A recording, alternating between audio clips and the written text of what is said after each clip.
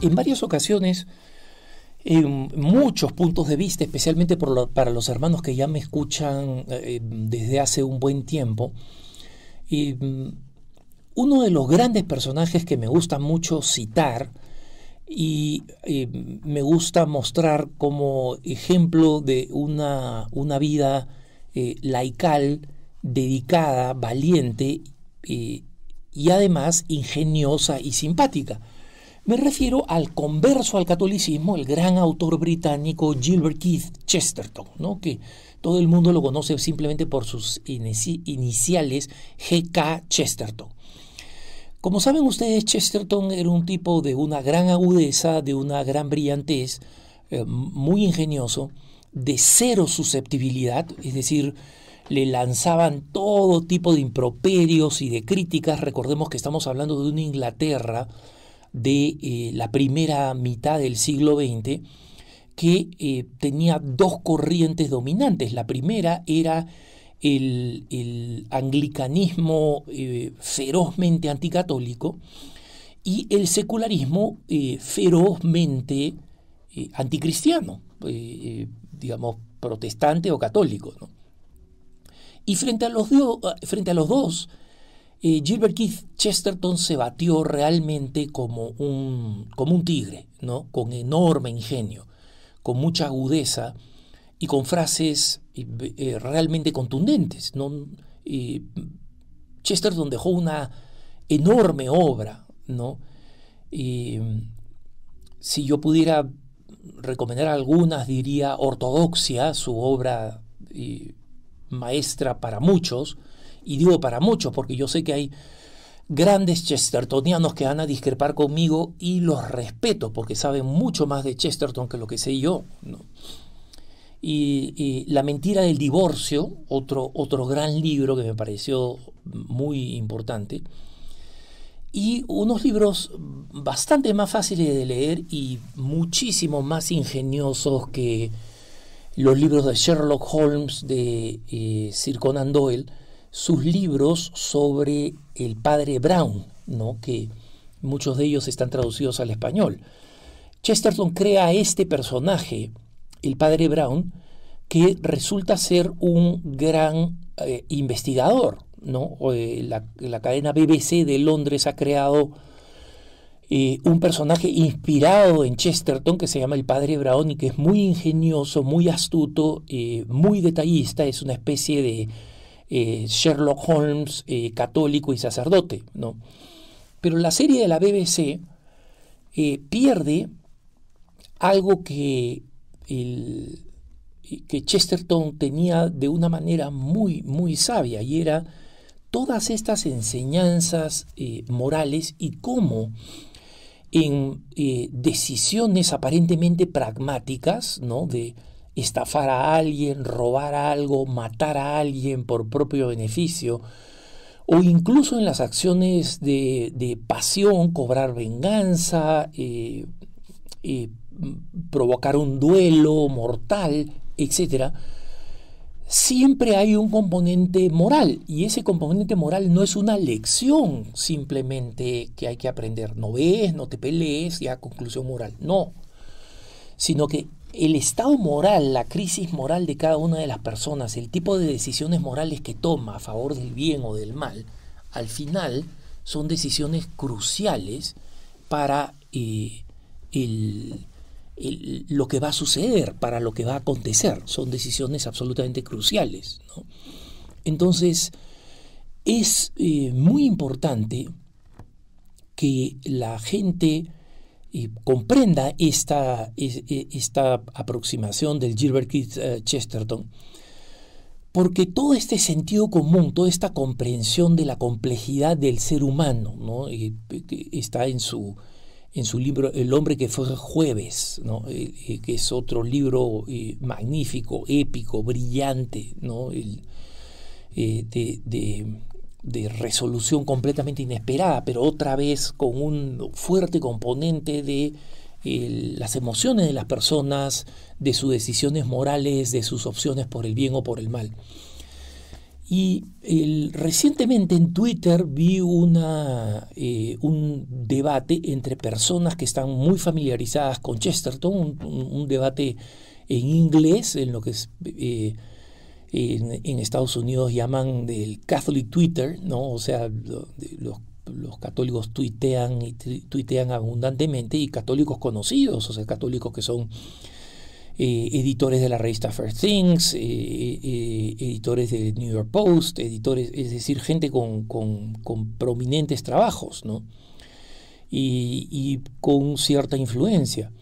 Y me llamó la atención que uno de los muchachos menos conocidos en este grupo en el que estaban discutiendo la crisis de la iglesia, escribe un tuit que me llamó profundamente la atención y que creo que nos da una lección de primera clase, ¿no?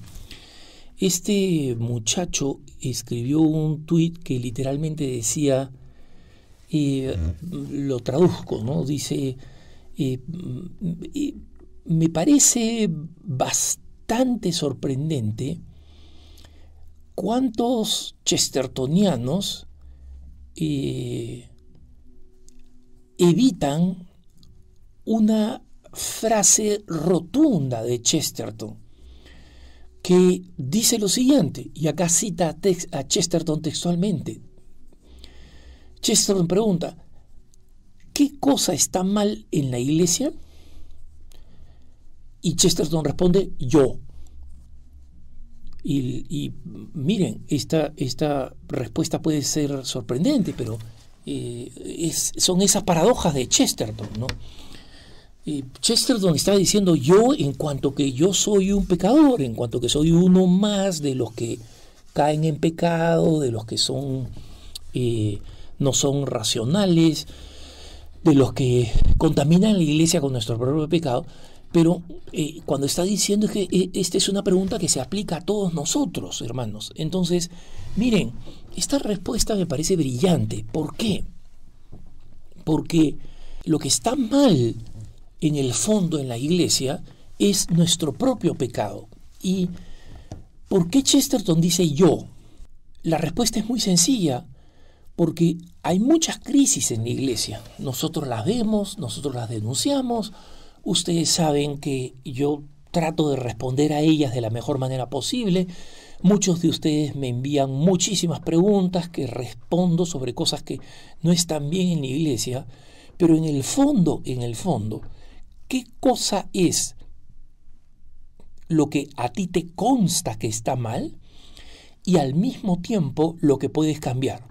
Tú, yo contribuyo al mal de la iglesia con mi pecado.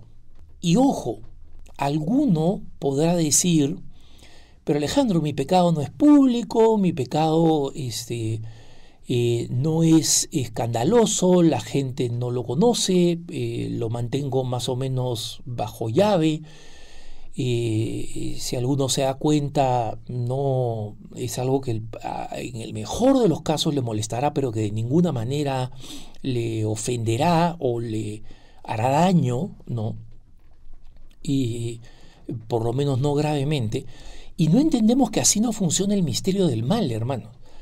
El misterio del mal funciona con el hecho de que cada uno de nosotros colabora con el propio mal, y ese mal se va uniendo como los afluentes de un río y terminan en los grandes pecados, en las grandes catástrofes y en los grandes daños de la historia. Recordemos que así como, y eso es lo que enseña la iglesia, que así como existe la comunión de los santos, es decir, que nosotros por encima de espacio y tiempo, y esto lo vuelvo a repetir, por encima de espacio y tiempo, nosotros estamos íntimamente conectados con todos los santos que ya participan de la contemplación de Dios. Y por eso es que pedimos su intercesión, por eso que los veneramos, por eso es que procuramos seguir su ejemplo. Son personas que están en contacto con nosotros y esa comunión existe. Pero para que entendamos el misterio de la comunión de los santos, para que exista la comunión de los santos, es porque existe, se requiere dentro de la misma lógica la existencia de la comunión de los pecadores. Es decir, que nuestros pecados se van sumando, sumando, sumando. Yo recuerdo un santo sacerdote marianista que una vez en una conferencia me decía, mira, nos decía a los que estábamos en esta conferencia, miren, ustedes estarán horrorizados de una persona en otra parte del mundo que sin ningún escrúpulo le dispara en la cabeza a un niño por el solo hecho de querer matarlo, ¿no? O sea, estamos en medio de un psicópata, no estamos hablando ni siquiera de una persona que ha tenido un motivo pasional, aunque pocos son los que te pueden decir voy a matar a un niño, ¿no? Entonces él dice, la fuerza del mal que finalmente llevó a esta persona que en milésimas de segundo puede haber estado dudando si disparaba o no disparaba, esa fuerza del mal puede perfectamente haber sido contribuida por ti. Cuando tú cometías un pecado oculto que creías que no iba a tener consecuencia, todos los pecados tienen consecuencia. Todos los pecados se suman, todos los pecados son como afluentes que van a dar a riachuelos, que van a dar a ríos grandes y que luego van a dar a los grandes ríos de mal en la humanidad. Entonces, si tú no secas ese riachuelo de sangre, si tú no secas ese